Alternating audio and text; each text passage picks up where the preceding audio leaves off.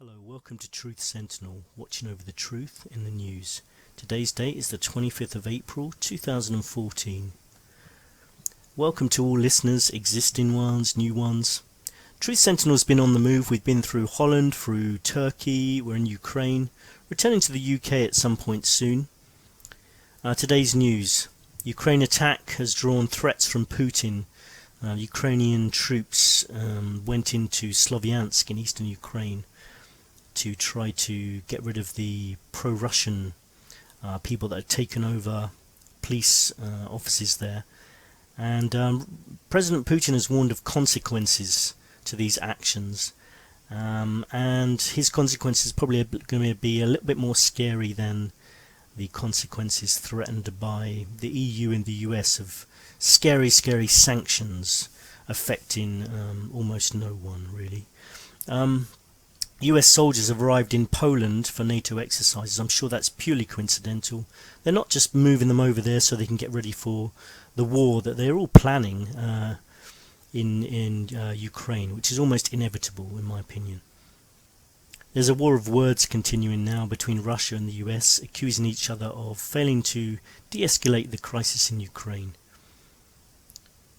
Benjamin Netanyahu has said that Mahmoud Abbas must stop the pact with Hamas if he wants there to be any chance of peace talks resuming.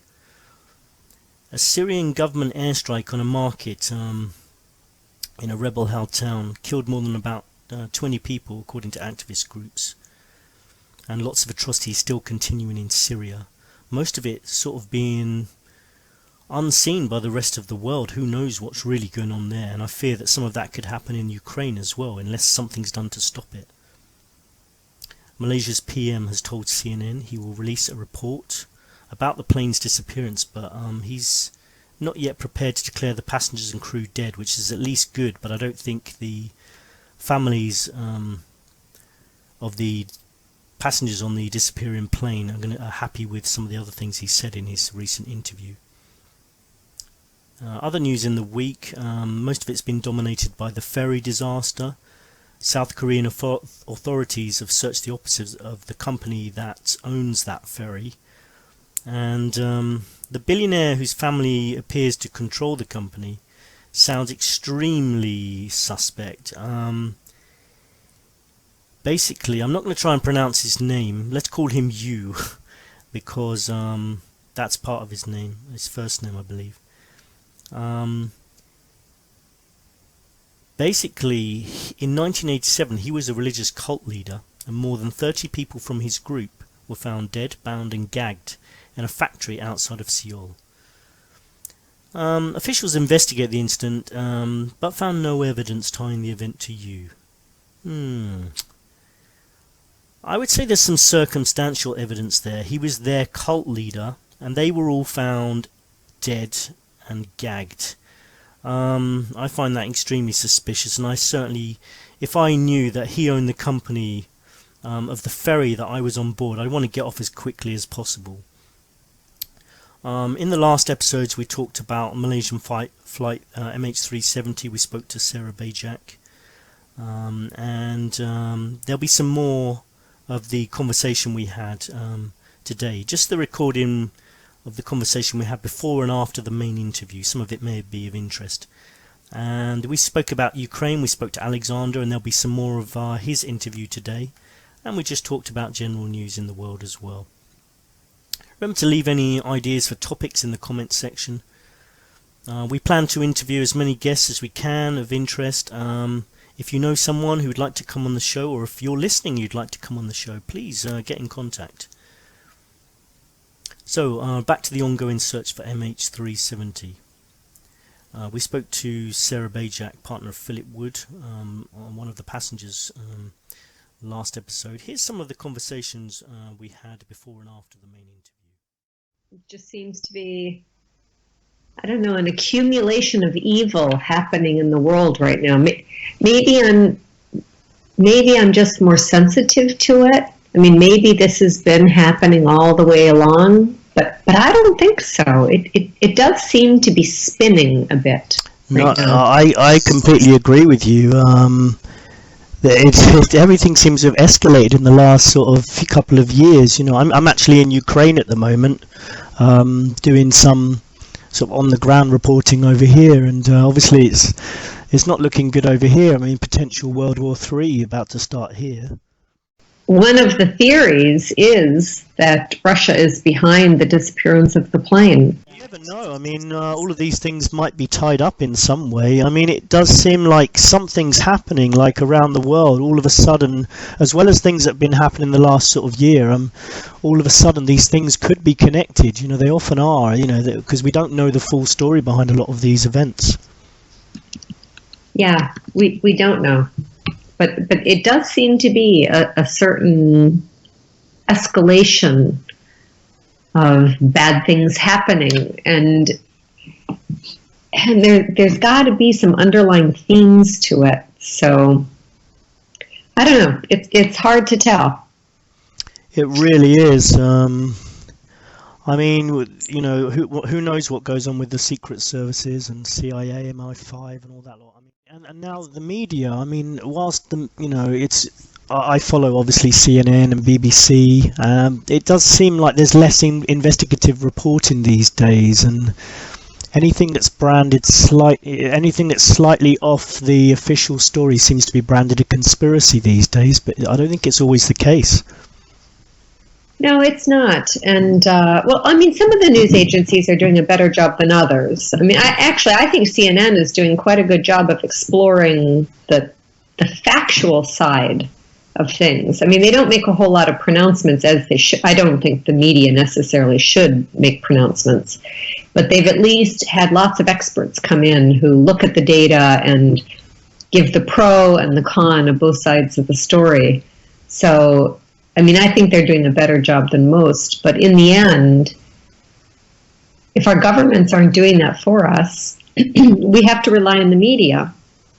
And if you look at the major conspiracies that indeed have been true, right? It's not just theory at a certain point. It becomes truth. It becomes fact. Whether it's Iran-Contra, or the whole Iraq war spin up out of 9/11, or the entire Vietnam experience, JFK shooting, what else? Watergate. There's also the NSA. I mean, the people were saying that all our phone calls were being recorded, all our emails being read, and everyone said, "Oh, you're a paranoid conspiracy theorist," but it turns out it's true, No. Yeah, I don't actually.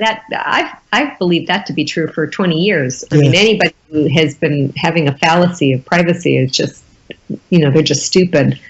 I've never assumed that I have any privacy. So that NSA thing with Snowden, I'm like, yeah. So what's the point? I mean, do you guys not realize that this is true? I mean, this is just so obvious.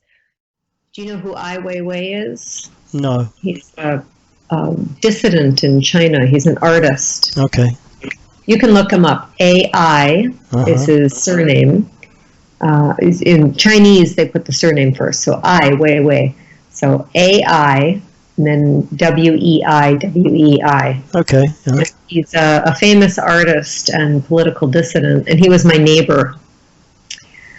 Actually, his son was my neighbor at my old apartment, and he spent a lot of time with his son when he was under house arrest. And we became friends. So I've known him for, probably 6 of the 7 years that I've lived here. And he has just a really interesting take on it. He's like, I know they watch everything I do. They probably have, a secret camera planted in my toilet. There are some things that should be private.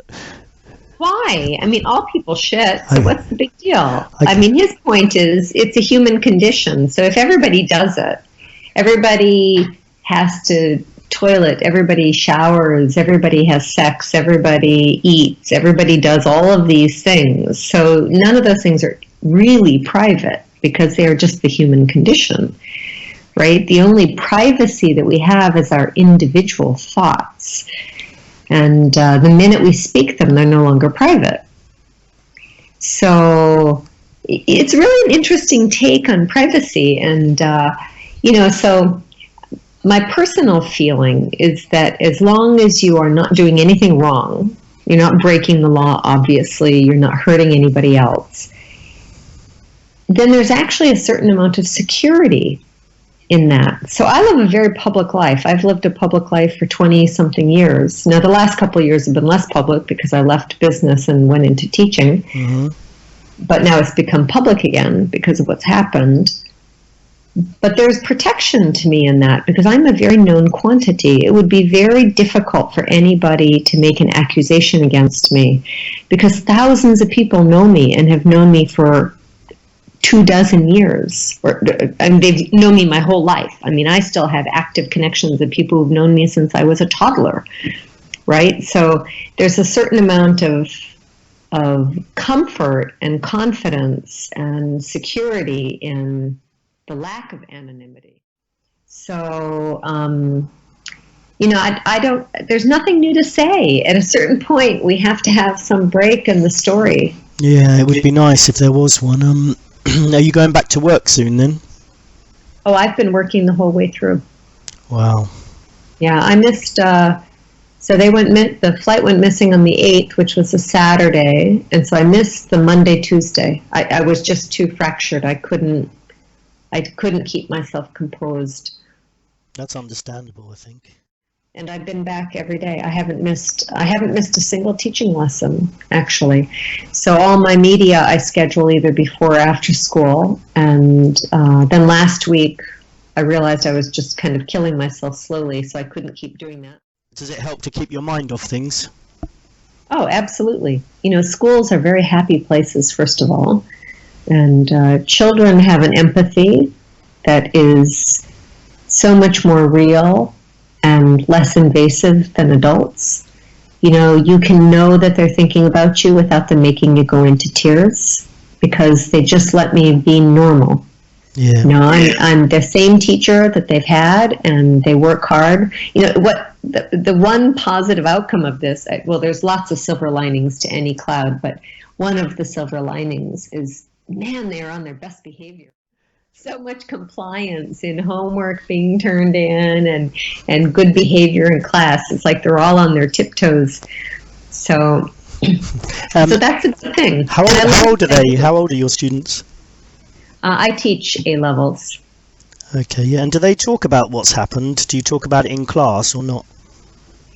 At the beginning, we did a little bit because, we would try to start class and there would always be one or two kids with their heads down, like they couldn't face me because they're pretty astute children. We're talking about kids who are 17, 18, 19 years old, right? Because I teach IGCSE and A-levels in a British school.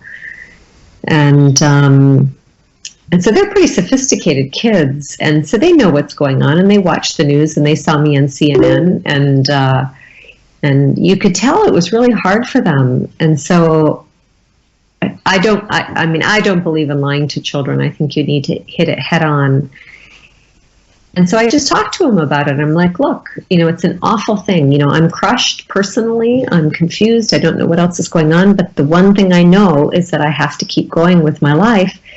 And I need to keep working, and I love my job, and I care about you guys, and I want you to do well in your exams. So the only way we can make this work is if we all pretend like nothing else has happened, and we just keep going. So, you have to know I'm sad. I have to know you're sad. But if we could just kind of ignore it during class, then we can all just kind of keep moving forward. And I had that conversation with all of my students, and the school was extremely supportive. And they allowed me to make kind of a statement to all of the staff and all of the students and the families, basically saying the same thing. And so by the end of the first week back at school, life has kind of returned to normal. It's not normal, but at least my daily life is normal. And frankly, I think that saved me because I talked to a lot of the other families, some of the Chinese families who have stayed holed up in the Lido Hotel the whole time. They're going crazy. They have all sorts of psychological problems. They have health problems. They're drowning, and I keep telling them, get out of that hotel, go home. Go back to your work.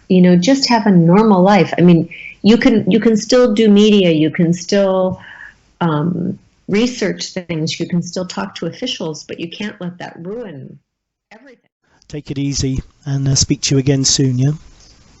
Okay, good night. Good night. So I hope Sarah's still doing okay, and maybe we'll get a chance to speak to her again at some point. Sarah sent me a mail with some details from the family. They're quite angry at the moment, and they really want to escalate things. I don't blame them, really. I think there's definite questions that need to be answered at the moment. The families have asked for the Kandahar stories that the Russian press reported on about the possible hijack scenario there, that they need to be investigated and just see, is there any truth in that? And I think that's a natural question to ask. There's too much time being spent looking in the sea and not enough time at all being spent looking on the land at all. They want the Inmarsat data checked. That's also a fair thing to ask, because it's the first time that any such data has been relied upon to locate a missing aeroplane, so it should be checked. They want the cargo manifest released, and why not? Because everything these days seems to be secretive, like we don't deserve to know, but we fly on these planes ourselves. They should be given this information. They also want the black box serial number. I mean, if I would ask for that just purely because if one's found, I want to know if that's definitely the one from MH370. A lot of these questions have not been answered, so the families are understandably not happy at the moment.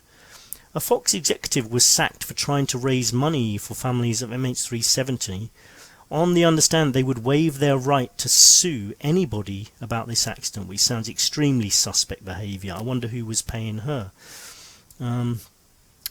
Let's hope we find out more about the plane anyway. Next to Ukraine, where the Ukrainian army are taking part in an operation to deal with the takeover of the buildings in the east. And they seem to have definitely taken back some parts of that, and I've seen photos of roadblocks where they've actually taken over parts and basically checking people coming into the area.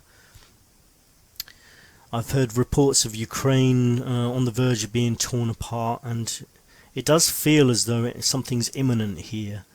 I mean, I'm here in Odessa at the moment, where everything's fairly relatively calm, to be honest. Today was quite a sunny day.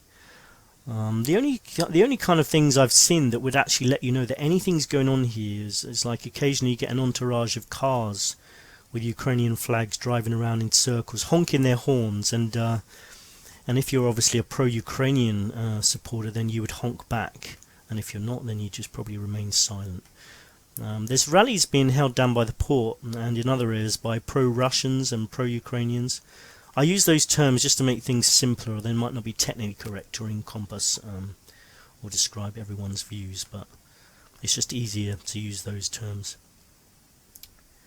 There are widely different views held here in Odessa. It seems to be a bit of a split here, whereas if you go to the West Ukraine, places like Lviv or Lvov, it's pronounced differently according to whether you're Russian or Ukrainian. If you go there, it's mostly pro-Ukrainian, but over here in Odessa, it's quite split. Now, Odessa would be a target if Putin does want to take over the whole of Ukraine, and who knows what his aims are at the moment. But if he did, Odessa would definitely be a target. It's one of the biggest cities in Ukraine, and it's a seaport.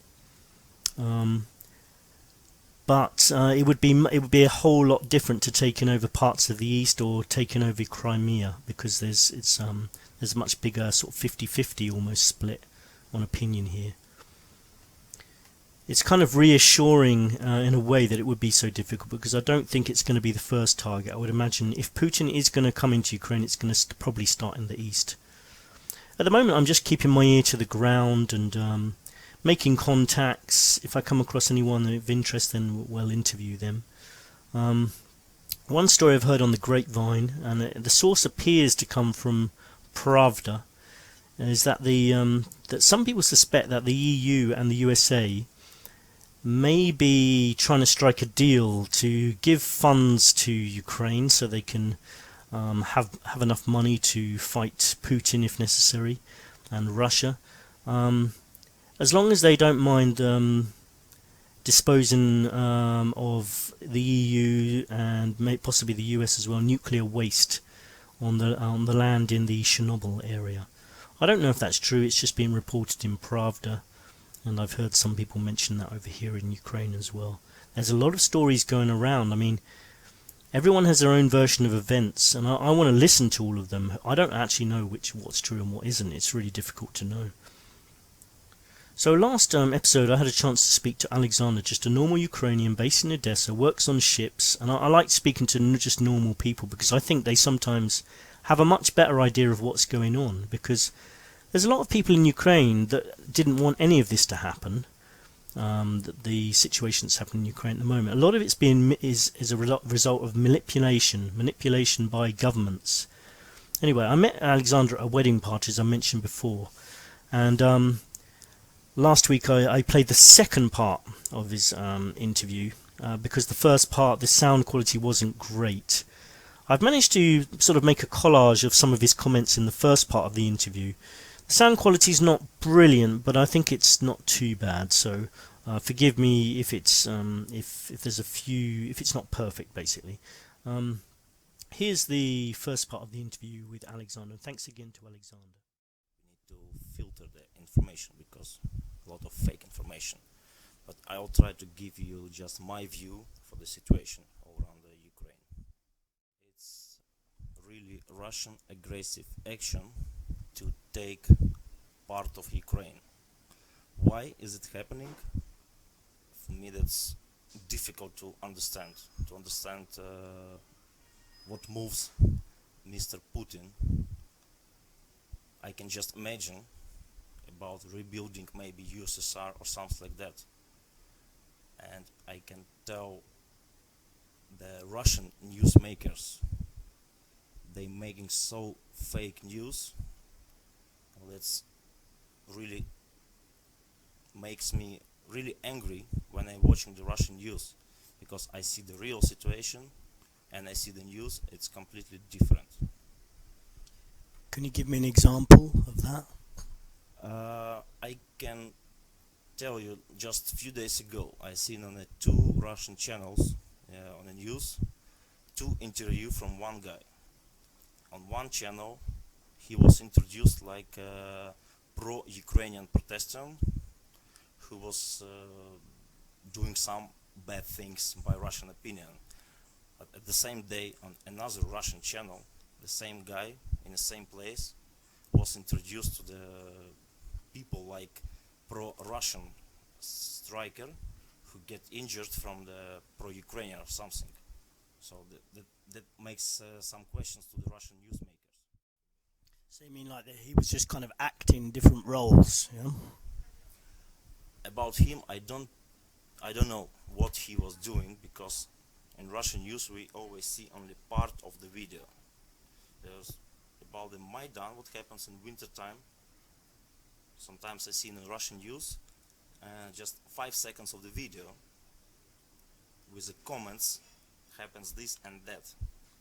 But then I seen already the complete video, like 5 minutes, and it gives you completely opposite view of the situation. Some part of the police and some part of militaries, they switch to another side, to pro-Russian, let's say pro-Russian Protestants. But I can say on the east of Ukraine and on the south as well, but a bit less, with the police especially, that's a big story, because some of policemen, they're scared to be under to be catched by new police, let's say, not new police, but by new government, because of the things what they did before. So there is no way to back up for them, so they switch to the pro-Russian side. And also, a few days ago, the pro-Russian strikers, they catch the police officers in some cities, and SBU, I don't know really how to say in English, like security office of Ukraine, and inside there is folders with the names, family names, children, and all information about the policemen. And now these folders controlled by pro-Russian strikers. So you can imagine how it works. So some of them might be scared, yeah? Yeah. Some of them might be scared, some of them might be controlled by some people in Eastern Europe. Just what I think. I'm pro-Ukrainian completely. For me there is no choice because of me. I was born in Ukraine and I feel like Ukrainian. And I really cannot understand the people who is Ukrainian but they are pro-Russian. Because why they are not pro-Mozambique or something? Why pro-Russian?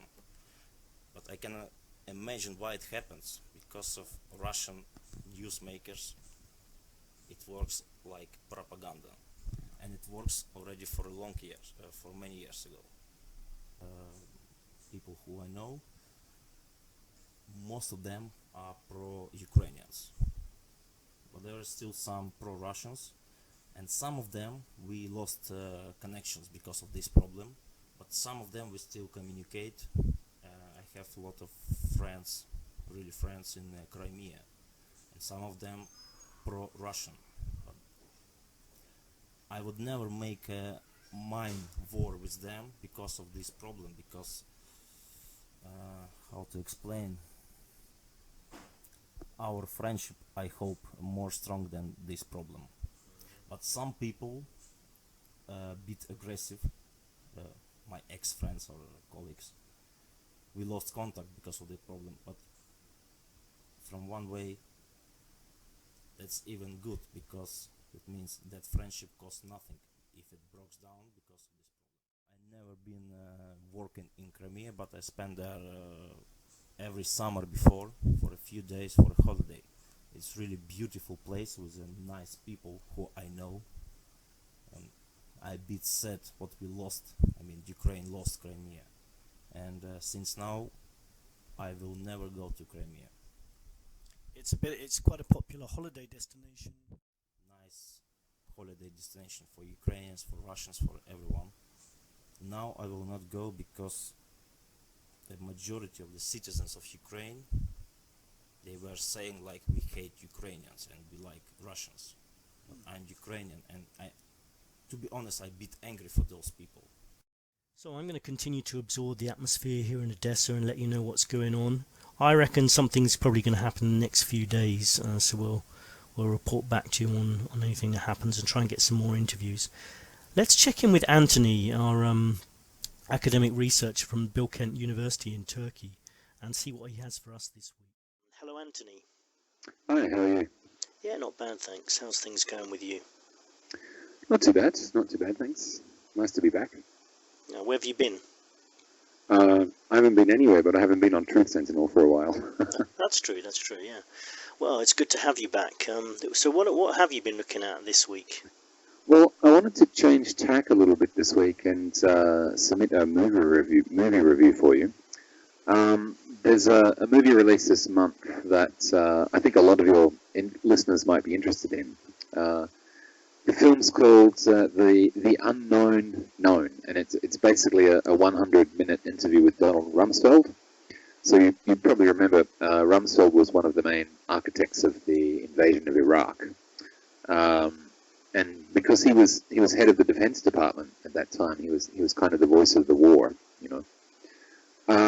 But look, the film more or less speaks for itself. I wanted to talk about some of the issues that are brought up within the film, and about Rumsfeld and what he represents. I think most people probably remember him from his time as the Secretary of Defense during the Bush administration, because he gave all of those press conferences about the Iraq War. He really, took center stage, and people have quoted him a lot. We had a very good look at him. But and I also think Americans probably know quite a lot about his career before that in US politics. But for the rest of us, I think he seemed to pop up sort of fully formed, underneath George W. Bush. But actually, I think he's a very interesting figure historically, because he represents he represents a kind of information management that we're seeing a lot nowadays in politics. And look, Rumsfeld was around at a time when a lot of the techniques that we see these days were being formed, and he participated in that to a certain extent. So in particular, I mean, on this show, we talk a lot about how governments and the media collude to manage information, and how they do this to try and affect the way people perceive what's going on in the world. Yeah. And if we look at an individual like this, and we can track some of the techniques they use and try to understand what's going on when we, for example, hear a press conference, on CNN or whatever. Okay, no, that sounds very useful. Please go on, tell us more. All right. Well, look, I think in a lot of cases, these information management techniques, you can trace them back to the early Cold War years, because that was when governments really started to cotton on to how important it is to manage information, especially in a democracy. And there's this phrase, manufacturing consent, which Noam Chomsky made famous. The need to manufacture the consent of the people really, I think, became obvious to governments during the Cold War. After they'd seen how effectively the Nazis had used propaganda, and so on and so on. So in terms of where Rumsfeld fits into all that, he's been around for quite a long while, and I think you could say he was probably one of the pioneers of our information environment. So he doesn't come across as a terribly interesting figure. I think he just seems like an extremely annoying conservative guy, but he does get a little more interesting if you delve into this. He's been involved in a lot of those shadowy groups within governments type projects. These little committees and task forces that get set up from time to time, and they're deeply embedded within departments and so on. So they're not really operating in plain sight.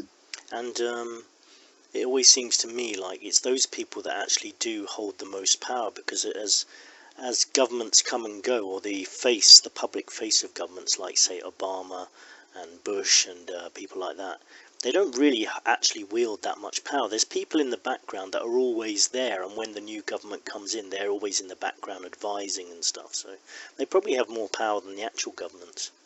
Yeah, I think so. I mean, there's a remarkable degree of consistency in these people who are just one step removed from the public faces of power. They tend to survive elections and spills and so on. And look, I know the idea is a bit out of fashion at the moment. There's this idea of the shadowy government within the government and so on. But I think that you do have to at least look at these groups if you want to get a good idea of information management and I guess some more general issues related to geopolitics.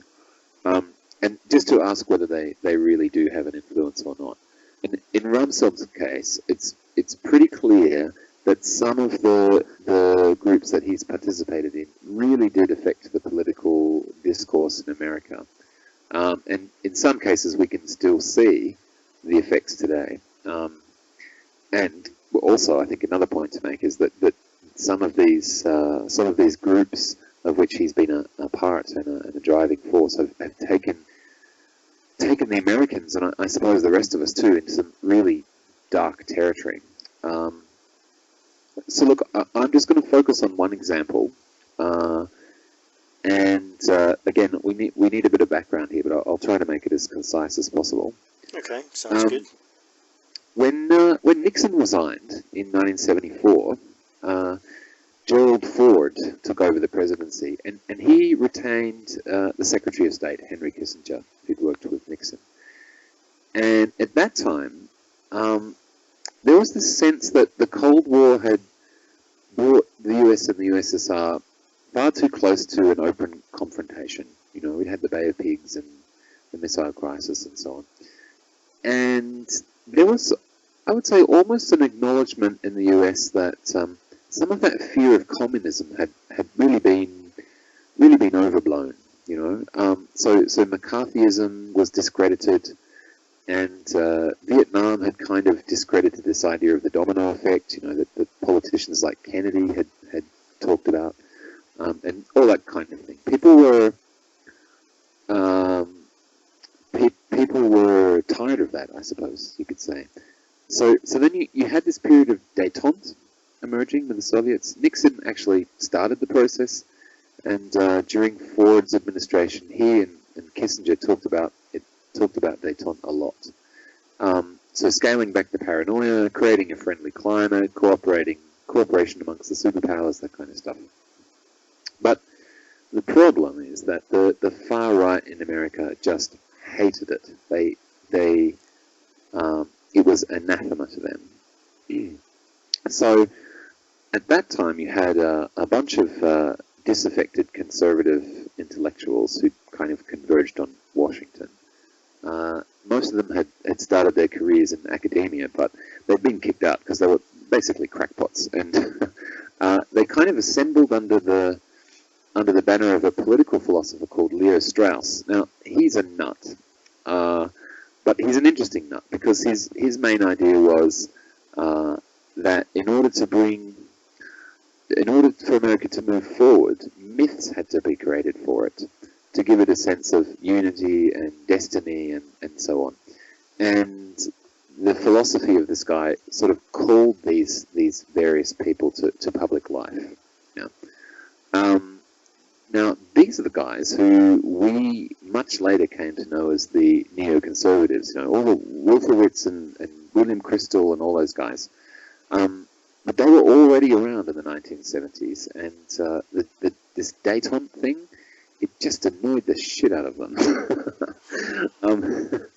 Because up to that point, the USSR had been a kind of scary all-purpose enemy. And if that scary all-purpose enemy went away, then there would be no way of uniting Americans behind this mission to rid the world of evil. And they knew that the mission was false, but their belief was that it was necessary to kind of get America back on track. There had been so much social unrest in the 60s, and Vietnam had been a disaster, so they felt like we needed this myth that America was the soldier of good in a world threatened by evil. So Rumsfeld was one of a few figures in American political life who kind of allied themselves to these guys. He was never a neocon, but he I guess threw his lot in with them because he shared certain aims with them. And as Ford and Kissinger were talking about détente, these guys, these Straussians, and a bunch of others, including Rumsfeld, got together over dinner one night and formed something quite amazing, which they called Team B. Now, I think some people have heard about Team B, but I also think it should be way more famous than it is, because if we're talking about scary groups within a government working to pervert public policy, this is the archetypal one. Couldn't they have come up with a scarier name though? They should have. Yeah. It should have been the Bloods, but I think that was already taken.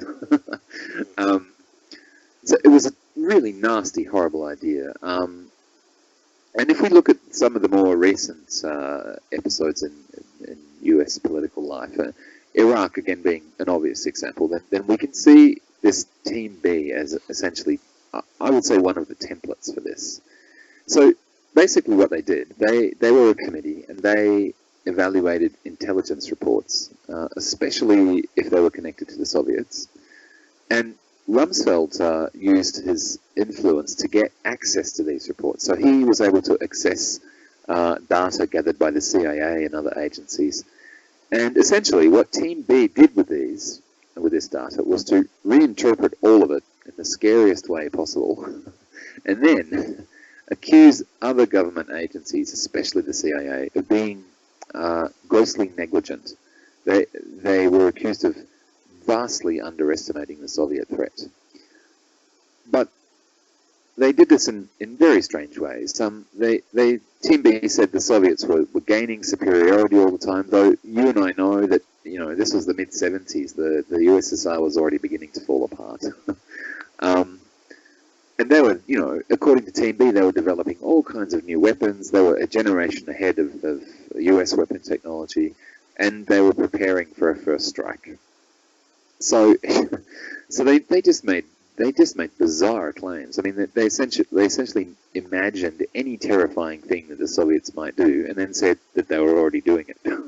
They looked at an example I really like. They looked at these satellite photos of a Russian radar facility at a city called Krasnoyarsk, and they said, look, these radar towers are actually hiding the real hardware at Krasnoyarsk. And what the Russians really have there is laser beam weapons. So, and you have to remember that this is in the period where like Battlestar Galactica was on TV, the original one, and Star Wars was just about to come out. So the Russians have got lasers, But I mean, there is talk that we do have laser technology these days. I mean, so surely anything's possible. It wouldn't surprise me at all if we had laser technology these days. Well, I mean, we do. We use it for optical surgery. But anything that's used in a medical context has probably been weaponized, or at least somebody has attempted to weaponize it at some point. But yeah, so in the mid-70s, here they are saying the Russians have got lasers, they've developed new ways of detecting nuclear submarines, blah, blah, blah, blah, blah. But they also, at the same time, they developed a really key technique, which, again, we can still see today. When somebody doubted their claims and expressed that, so Team B had this way of casting that person or that agency as irresponsible and saying that they were, putting the lives of Americans at risk and so on. See, the CIA investigated all the claims in Team B's reports. Team B would issue a report and the CIA would go, okay, we'll check it. And they didn't find a single shred of evidence for any of the things that Team B claimed were happening in the USSR. But meanwhile, you had Rumsfeld out, in the media making speeches, and the media just airing these speeches about the Soviets and their emerging military dominance and the progress that they were making and how we were becoming complacent. And then Team B would just fire back at the CIA. And they had this quote which they like to use. It was just an old saying. It's been used in the past to argue for the existence of God. And they grabbed it and thought, oh yes, that'll do us. So the quote was, the absence of evidence is not evidence of absence. A bit like the known unknown quote that Rumsfeld, was it Rumsfeld that used later? Yes, yeah. These are very closely related. And they used this idea to say that, look, if the CIA can't find any evidence of a threat, and therefore it decides there's no threat, that's negligent. So you've got this kind of through the looking glass way of seeing potential threats to US security and US citizens and so on. And Rumsfeld actually mentions this in the documentary. He wrote a memo to himself in 2002, and you can see the subject of the memo. The subject was discuss with P, the absence of evidence is not evidence of absence. So P is the president. So this means Rumsfeld went and talked to George W. Bush sometime in the lead up to Iraq about this idea.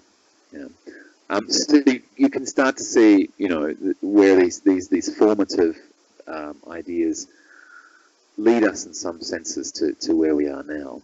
But I think the most extraordinary thing about this Team B is just how much influence it had. There were circumstances at the time that made it very much more significant than you might think.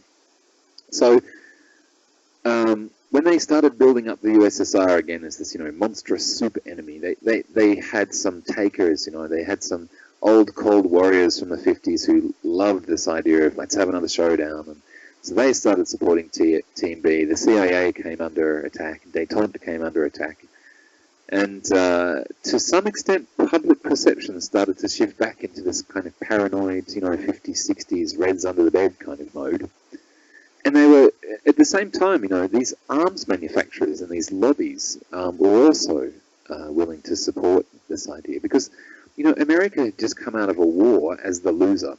So people were, I think, really quite shell-shocked by that. And détente had a certain appeal because it meant, not going overseas again to get beaten up by foreigners. So, but the problem is if it succeeded, then the livelihood of people in the arms industry was potentially out the window. So you had generals on side, you had arms manufacturers on side, and you had this guy called Ronald Reagan who was challenging President Ford for the Republican nomination. And Reagan was always a big fan of like these nutcase right-wing doomsday scenarios. He loved all that stuff, He'd come from Hollywood. The nuttier it could be, the more he liked it. So he grabbed a hold of Team B and he pushed Ford anytime he could to say that he was weak and that he was ignoring an imminent threat and blah, blah, blah, blah, blah. And Ford changed tack. He needed to stay in office, so the word détente was removed from all speeches. That was a huge issue because the word was the symbol of a new era of cooperation between the superpowers. He removed it from all public speeches, all White House statements, and started moving on to this military footing. And then, of course, Reagan won the election.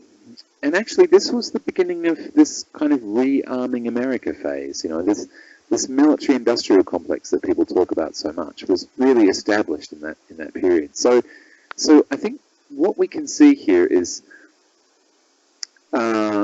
people are inclined to dismiss this idea of like a black government, a government within a government.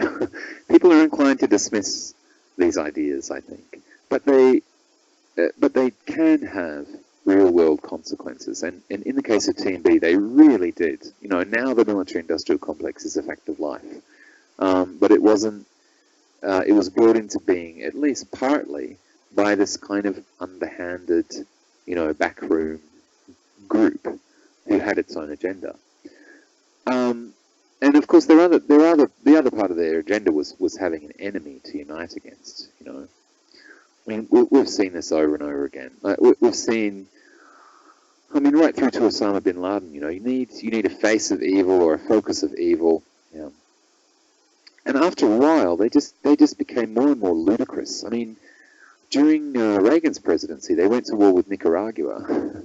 And Reagan was saying that Nicaragua is an imminent threat to the safety of the United States. It was a communist base. The entire Caribbean was going to fall to communism. So, we have to act against Nicaragua, otherwise our nation is threatened with extinction. It sounds a bit like what Putin's doing in Ukraine at the moment, sort of saying that Russians have an imminent threat against these fascists that have risen up in Ukraine, when it doesn't seem to be the case at all. There's a small element of that, but it definitely wasn't a big threat. Yeah, absolutely. And in the case of fascism, it's used in Russia and Eastern Europe in a similar way to how communism is used in the West, as a kind of bogeyman word. You're definitely seeing it in the Russian media now, and ominously enough, you saw it as a major accusation in the lead up to the Balkan Wars in the 1990s. That the Croatians under President Tudjman were fascists, and this really resonates with people in that part of the world because their countries were swept through by fascists during World War II, and those fascists killed lots and lots of people. So if you can brand somebody a fascist, then your work is done.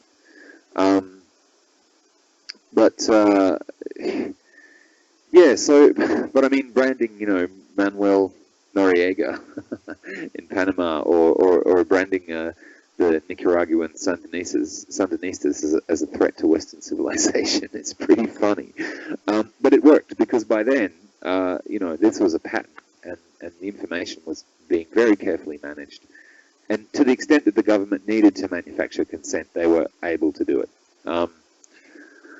So eventually, if you go far enough down this road, you get to Iraq. And what you see there is, in many cases, the same individuals employing the same tactics. You know, sometime before the war, Paul Wolfowitz and others who'd sat on the Team B committee, they formed another little insider government committee called the Policy Counterterrorism Evaluation Group. And essentially, that was a Team B reboot. They were doing the same stuff. Again, using Rumsfeld and other people who had the inside, the security clearance. They accessed data from intelligence committee files, and then they just trashed everybody else's interpretations of that data and accused everybody of being irresponsible. You know, we can't see any WMDs, so we conclude there aren't any WMDs, and then the Policy Counterterrorism Evaluation Group would say, "You're putting the lives of Americans at risk." So, and they were again founded on this premise that there's no obligation to produce any evidence. You just you just say, well, you know, just because you can't see it doesn't mean it isn't there, and that means you can then proceed as if it was there. So, yeah, this is a pattern that we've seen repeated many times, and it also was the wool that they managed to pull over George W. Bush's eyes. You know, his father hated Rumsfeld, hated the neocons, but somehow they convinced him. You know, he saw no evidence of WMDs in Iraq. No problem. That is an evidence of absence. Saw no evidence of links between Saddam and September 11th. Well, that is an evidence of absence, and so on. And you know, again, Rumsfeld was right in on this, and it did, as we saw, change public policy in some disastrous ways. You know? And now we're in the era of Obama and Kerry, who, in my view, are the next step. I think Obama and Kerry don't feel they have to make any attempt at all to produce evidence. I mean, Obama just walks up to a microphone in 2010 and says, "Look, we got bin Laden, but you can't see the body," because we thought that would be a little disrespectful, so we dumped it at sea. And it seems like a lot of people just go, "Oh, well, okay." Yeah, I must admit, I still find that incredible.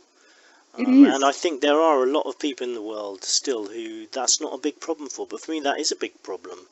I want to see evidence, and saying you dumped the body at sea out of respect doesn't even make sense. I mean, previously we were told by the same government that you know, he's not really a Muslim. He doesn't actually believe any of the values of the Muslim religion. So it doesn't even make sense that they would give him respect and bury his body at sea. It's a complete cover-up, and anyone with any intelligence, I think, has to know that, surely. Yeah, and I think that I think that after the amount of suffering that bin Laden is alleged to have wreaked on the U.S. public, just saying, "Oh, we killed him, but you can't see him," is grounds for impeachment. Personally, I think if I was American, especially if I'd lost somebody on September 11th, 2001, I'd be outraged.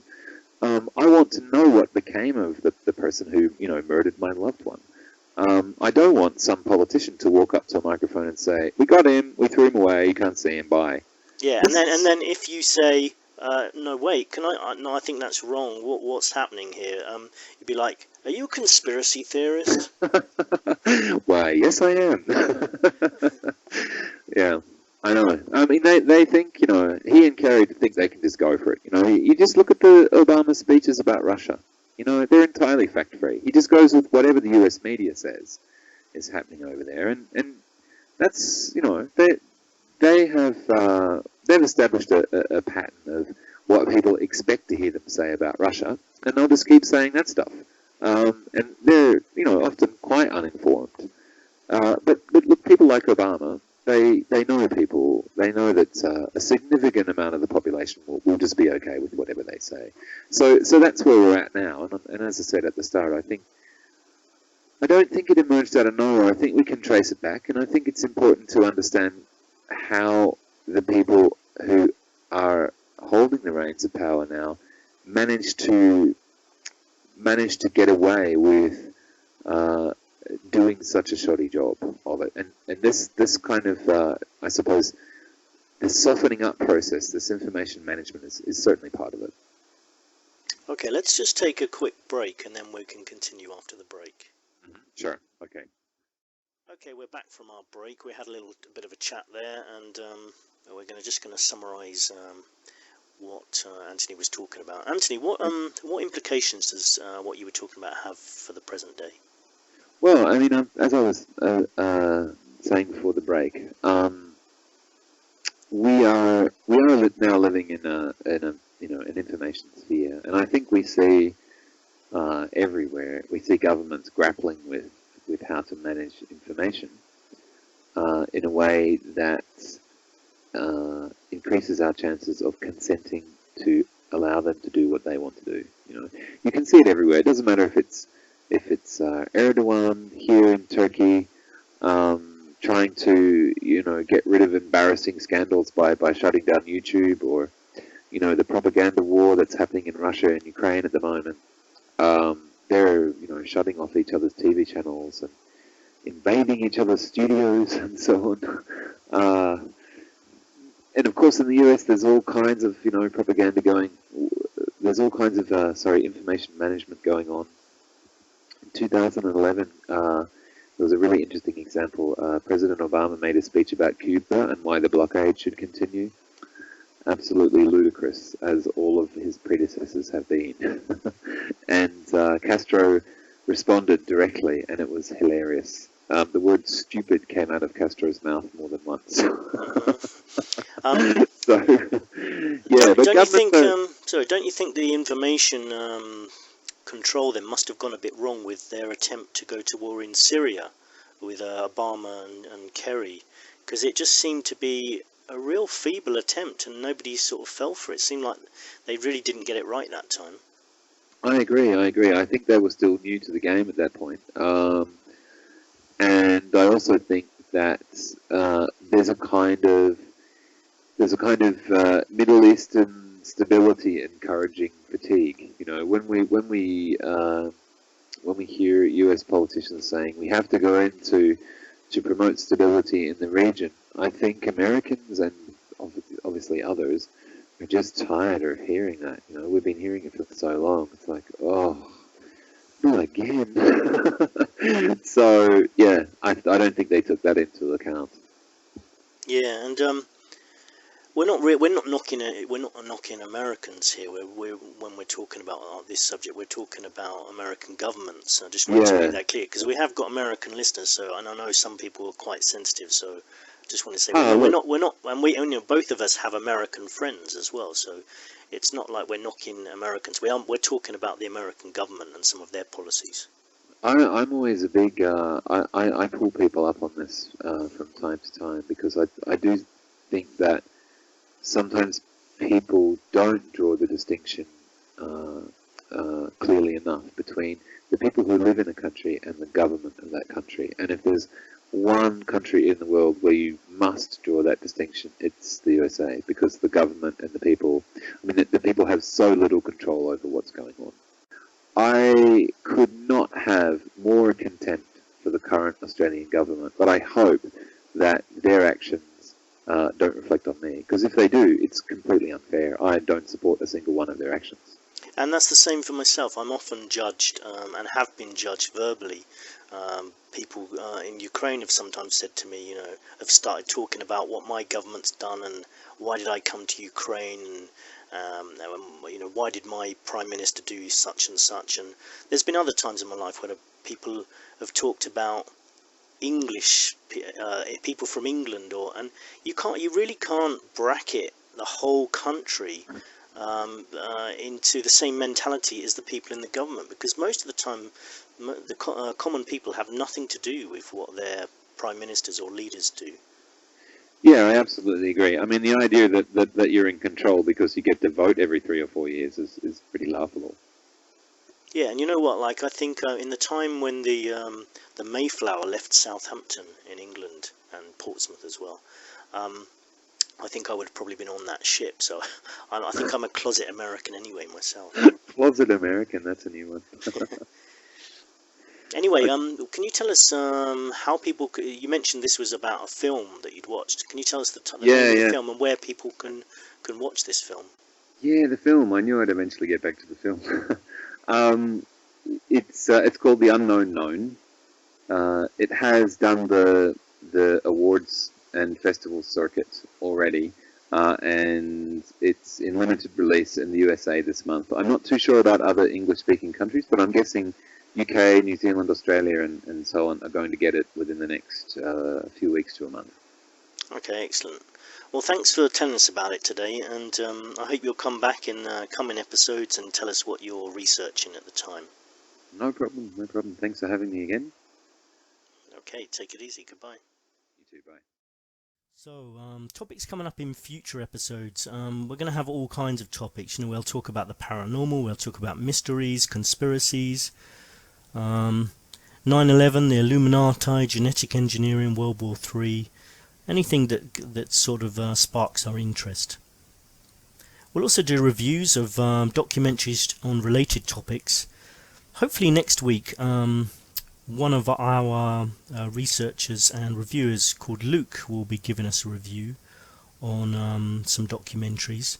We generally use first names on this show just because it's, although we're not always talking about sensitive information, in this day and age it's better to be safe than sorry. I think it's just better to use people's first names rather than giving away information all the time. Occasionally we'll be doing reviews of documentaries, also other shows, conspiracy-style shows like Caravan to Midnight with John B. Wells. Usually good episodes there. I've listened to a few of those recently. They've been pretty good. Alex Jones, often misunderstood and not always liked, but I still respect him. His heart's in the right place. Hagman and Hagman. David Icke. There's quite a lot of different shows out there. We'll also be looking at economic markets, sports and weather. Finance news. Royal Bank of Scotland has been fined about £500,000 by Hong Kong regulators because it didn't detect some unauthorised transactions by one of its traders. I mean, I'm not exactly... I feel like sometimes I don't really understand finance and economics to the level I'd like to understand what's going on. I think if I did, I'd probably be quite shocked. So anyway, next episode or in a coming episode soon, we're going to have someone come on and explain some of the stuff that's been going on. So that should be quite helpful. Regarding sports, there's been violent protests in Rio less than 2 months before the World Cup. Apparently was sparked by the death of a dancer who was beaten up by police. It'd be interesting to see whether the World Cup's going to start smoothly and what are they going to be able to do to stop people from speaking out or protesting around that area. Formula One boss Bernie Ecclestone has appeared in court to face bribery charges. And, you know, we'll just be looking basically at sports and seeing if there's anything there that needs to be looked at. I mean, one thing I'd like to say is that how important are sports to us? I mean, some people say that they divert our attention away from the real issues. I know today I was sitting next to a football fan who screamed and started shouting when his team scored a goal. And, you know, I've done something similar. Maybe on a rare occasion when England international team have been doing well, which is quite rare. So I'm not criticising supporting a team, but I'm talking about people whose entire life seems to be based around supporting one particular team to the extent that it is their life, basically, and they can be filled with joy or hate. And it doesn't seem to make a lot of sense to me. It seems a bit crazy because at the end of the day, you can't actually influence your team that much. So it doesn't even seem logical to get depressed if your team loses or to be so full of hate when someone on the pitch does something stupid. It's not really particularly logical. I mean, I can understand it to a point. I'm just saying that maybe some people go too far. What do you think about that? We'll also be looking at weather on Truth Sentinel. There's a lot to be discussed. I want to try to invite people on to talk about global warming. Do you think it's a phenomenon that's happening? There seems to be a lot. They seem to be ramping up the fear factor regarding global warming.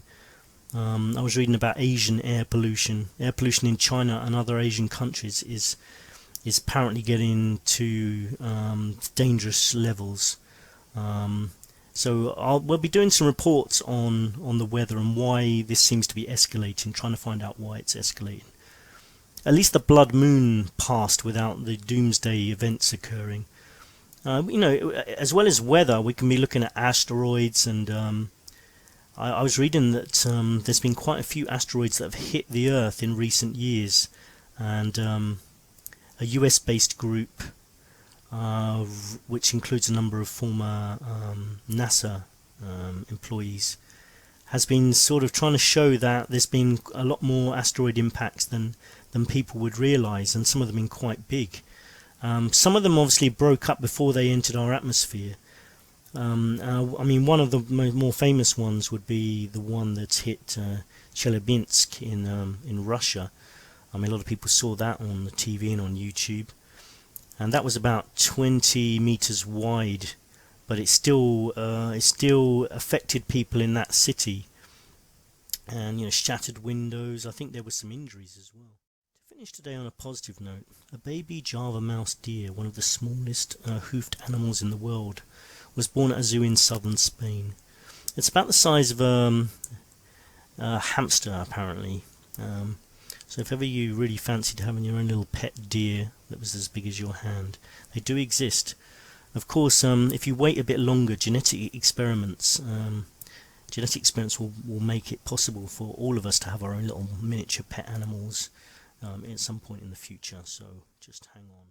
Thanks again for listening. If you have any suggestions on how this channel could be improved, please get in contact. Please let us know if you would like to come and speak to us about anything, really. You can go to our Facebook page, our Twitter page, or you can just contact us via YouTube. Thanks for listening. Catch you later.